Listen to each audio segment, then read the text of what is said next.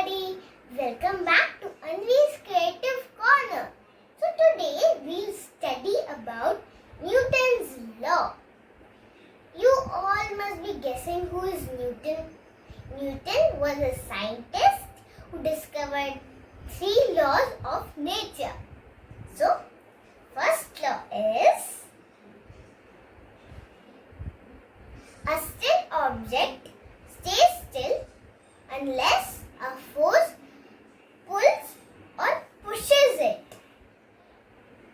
To understand this concept, I am going to do an easy and simple experiment which you can do at home. Material required are transparent glass,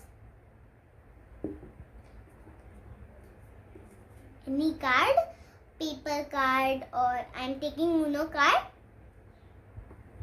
and coin. Now I am going to tell you how to assemble these. I am going to take the transparent glass and then the Uno card, and top of it I am going to keep the coin. So now you can see that these 3 objects are still. Now recall Newton's first law. So the coin is still here. I am going to force this card with my finger as force. Now see what happens. I am going to do it downwards. Wow, the coin went inside because of gravity and the card moved from its place. Let's go to our second law of motion. Gain in speed happens when a force acts on a mass or object like this.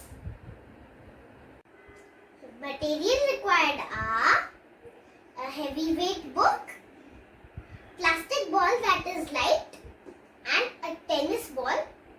It's heavy.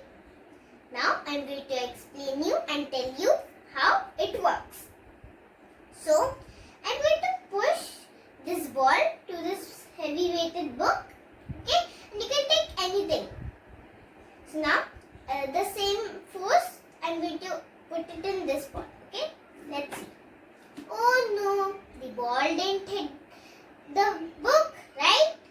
Now I am going to try the heavy ball tennis.